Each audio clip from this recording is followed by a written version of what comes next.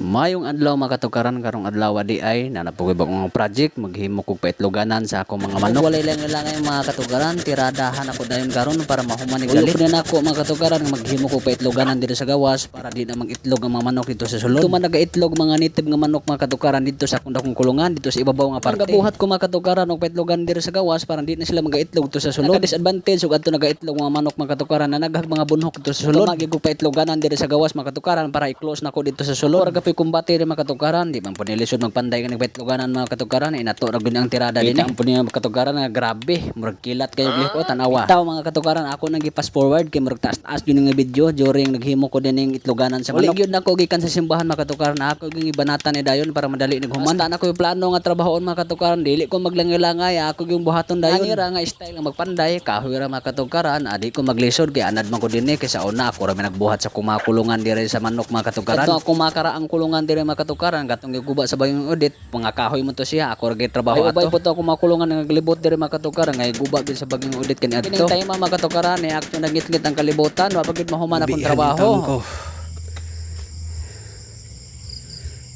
Wa pagid malingob. Nato pa na.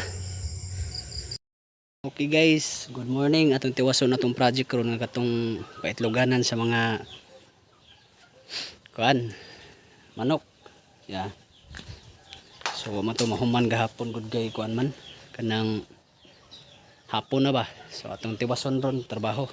Okay na nga tayo mga katukaran, ako na pong gitiwas akong trabaho dire nga pamahuman sa naging adlaw. Mao man lagi to mga katukaran naabtan ko gabi mo tong wa matiwas ug karong adlaw atong tiwas ug human ni. Paspasag trabaho mga katukaran kay daghan ko schedule kayo nya lisod gayo kung malangan ko tungod diri ani. Yung nakita mga katukaran medyo na porma nagipod ang akong ibuhat nga paitloganan sa mga manok. Per nagitong mga itloganan dire mga katukaran og dili na bunhok ko ng atong dakong kulungan. Pertigyong hasula mga katukaran kung ang paitloganan sa manok dito sa dakong kulungan na naghan man og mga bunhok dito. Huna ko ang akong buhatan og inganing paitloganan para masigurgit ang paitloganan sa manok unya dili na sa sulod sa akong dako nga kulungan. Paitloganan. So dinhi pamutang nato ang pugaran.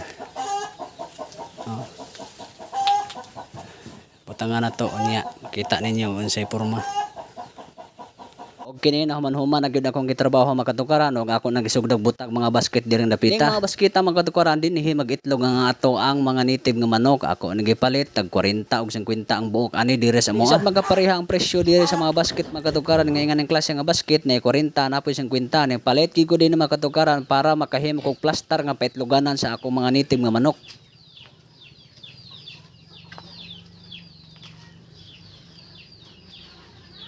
Ya na plaster na makatukaran unya ingani nga klase ng mga paitloganan mga katukaran naanad gid mi nga among butangan ni siya dahon sa saging. Ani among pamaagi diri mga katukaran og magbutang mig paitloganan sa mga manok amo og butangan gyud mga una sa saging. Kung nilisod kuhaon mga katukaran inaghuman og pangitlog sa mga native nga manok pwede ra po ni atong kuhaon ning mga daw saging og atong ilabay. Sunod na pong pangitlog sa mga manok mga katukaran bago na pong dahon sa una sa saging atong ibutang din ilang paitloganan. Kasimple mga katukaran mag-prepared mig paitloganan dire sa mga native nga manok. Unya amo mga native nga manok dire katukaran dako gyud gamit kay mao na among palumlumon sa mga itlog sa mga indio gigante. Nang kapadaghan gyud mi direk mga native nga manok mga katukaran kay dako ginagamit sa moa. Unya dinira ta ko to mga katukaran. Salamat pagtan-aw sa akong video. God bless you all.